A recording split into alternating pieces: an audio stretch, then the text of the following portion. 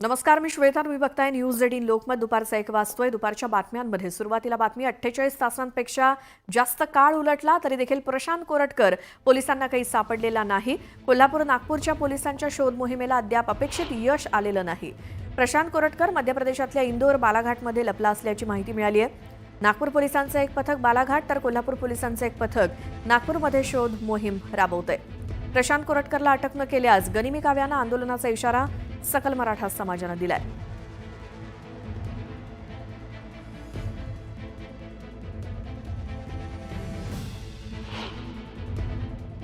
चौकशी चाललेली आहे. तुम्ही फक्त तो फरार तो इकडे गेला तिकडे गेला असं जरा दाखवायचं बंद करा. चौकशी चाललेली आहे. तुम्ही फक्त तो फरार तो इकडे गेला तिकडे गेला असं जरा दाखवायचं बंद करा. तर प्रशांत कोरटकर संदर्भात विजय वडेट्टीवारांनी एक मोठा खुलासा केलाय. राजकीय वरदहस्त असल्यामुळे पोलीस त्याच्यापर्यंत पोहोचू शकत नाहीये, तर IPS अधिकाऱ्यांच्या बदली करण्याचे अधिकार त्याच्याकडे असल्याची माहिती मिळाली असं देखील वडेट्टीवार म्हणालेत. दरम्यान धमकी देण्याइतपत कोरटकरची हिंमत कशामुळे वाढली असा देखील सवाल विजय वडेट्टीवारांनी विचारलाय. काँग्रेस नेते विजय वडेट्टीवार आहेत. भाऊ, आता 4 दिवस झाले प्रशांत कोरटकरवर गुन्हा दाखल होऊन मात्र अद्यापही कोल्हापूरचं पथक असेल नागपूरचं पथक असेल हे कोरटकरपर्यंत पोहोचू शकलेलं नाही आहे. त्यांना पोलीस अटक करण्यात अपयशी ठरले. नाही तर पोहोचूही शकणार नाही. त्याला वरदहस्त आहे. तो कोरटकर आता फार मोठा माणूस झालेला आहे. त्याचा स्टाईल वगैरे फिल्मी स्टाईल झाला आहे. तो तर IAS अधिकाऱ्यांच्या IPS अधिकाऱ्यांच्या बदला करणारा मागच्या एवढे मोठा त्याच्याकडे अधिकार आहेत असं मी ऐकतोय. कोणालाही बदली करायची असेल IAS आणि IPSला मोठ्या पदावर तर कोरटकरला भेटावं लागतं असं चर्चा आहे. त्यामुळे त्याला कोण पकडणार? त्याने काही बोलू देत. सत्तेचा जो धुंदी आहे त्याच्या चेहऱ्यावर दिसते आहे, सत्तेची मस्ती दिसते आहे. हा कोरटकर कोण आहे याच्यावर जर लिहितो म्हटलं हा कसा मोठा झाला आहे आम्हाला याची सगळी स्टोरी माहीत आहे. याच्यावर 200 पानाचं पुस्तक लिहावं लागेल. हा इतका आणि याची हिंमत कशामुळे वाढली धमकी देण्या इतपत.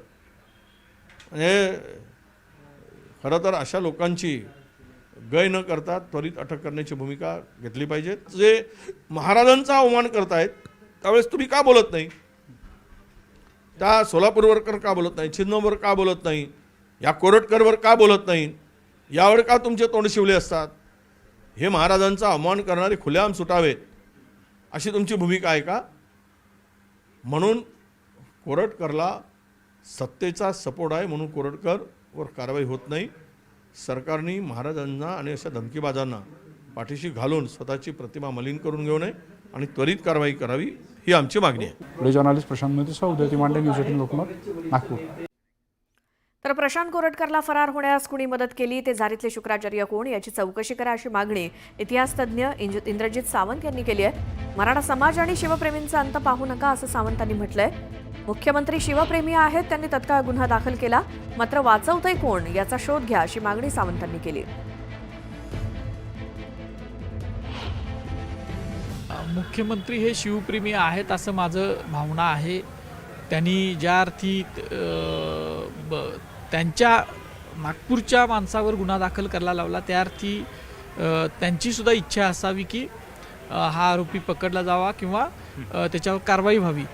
पण याच्यामध्ये झारीतले शुक्राचार्य कोण बसलेत का की त्याला वाचवायचा एक कोण यंत्रणा आहे का याची सुद्धा तपास आता मुख्यमंत्री महोदयांनीच पुढे येऊन केला पाहिजे आणि तसे आदेश दिले पाहिजे.